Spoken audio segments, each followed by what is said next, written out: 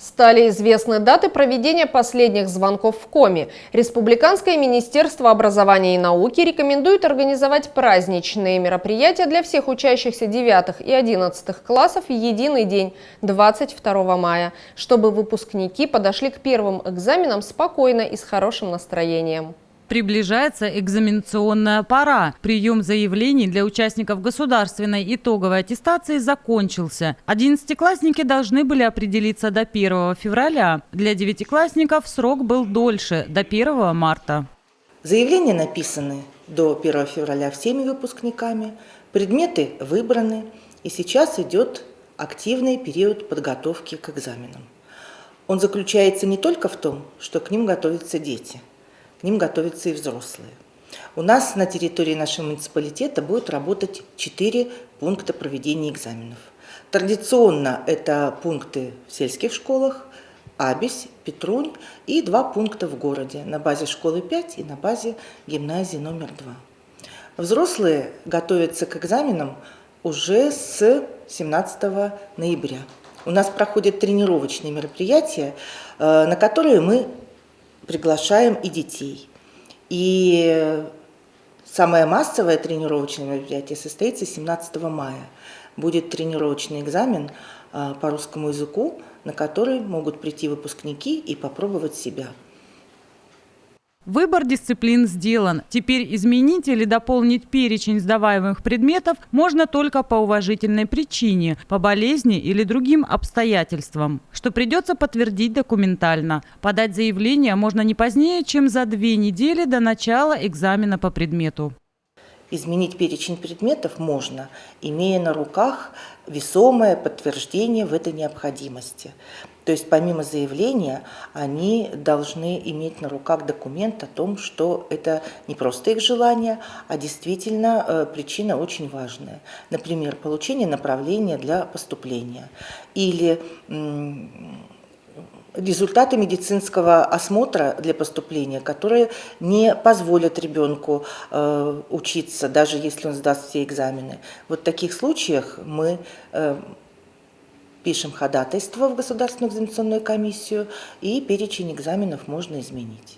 В этом году в ИНТИ 11 класс оканчивают 139 школьников. Из них 8 выпускники сельских школ. Экзаменационная кампания для 11-классников пройдет без изменений. Традиционно в 3 этапа. Досрочный начался 20 марта и продлится до 19 апреля. Но у нас в ИНТИ в этом году никто не сдает досрочно. Основной этап пройдет с 26 мая, дополнительный отодвинут на сентябрь с 6 по 19 число. Для сдачи ЕГЭ в 2023 году по-прежнему обязательны русский язык и математика. Математику можно сдавать на базовом или углубленном уровне по выбору ученика. На профильной математике у нас записано 55 человек, на базовую 84. Экзамены традиционно популярные в ИНТИ в этом году остались такими же. Это обществознание, 64 участника, информатика, 34 участника и биология, 26 участников. 9 класс в этом году в ИНТИ оканчивают 307 выпускников. Основной этап сдачи ОГЭ для этих ребят продлится с 24 мая по 1 июля. Самыми популярными школьными предметами на выбор учащихся как среди 11-х, так и среди 9 классов остаются обществознание, информатика, биология и география. Выбор предметов здесь не связан, возможно, с продолжением обучения или с получением будущей профессии. В основном в 9 классе дети выбирают предметы для того, чтобы получить аттестат.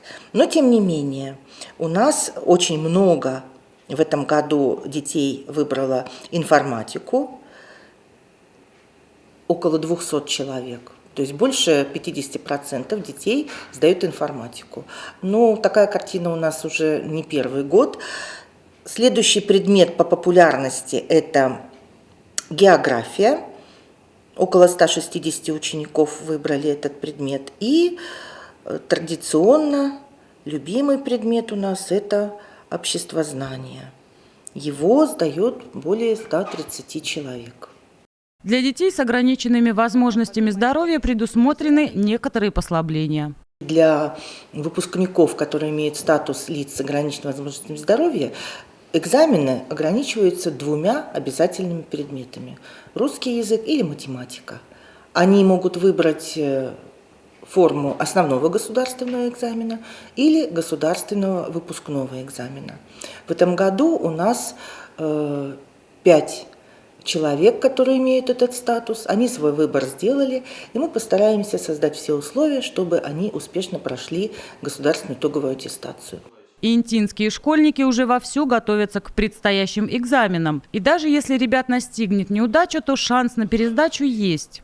В 9 классе ребенок может получить 2 двойки для того, чтобы в июле попытаться пересдать эти предметы. Если выпускник получает 3 или 4 двойки, то, к сожалению, он уже не может участвовать в основной период и участвует в сентябре месяце.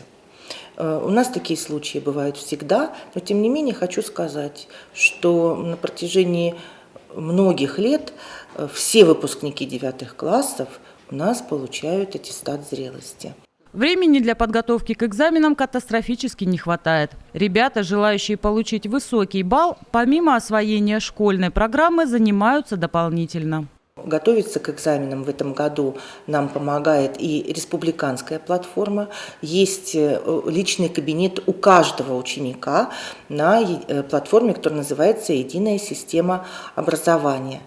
И по предметам, которые они выбрали, ну и в том числе по обязательным предметам, они могут заниматься еще и индивидуально. Вот такая форма подготовки у нас в республике действует 2-й год, и мы ее оценили. Экзамены – пора, когда волнуются все – и дети, и родители, и учителя. Сейчас необходимо отбросить страхи и тревоги, набраться сил, включить на максимум все свои внутренние ресурсы и получить лучший результат.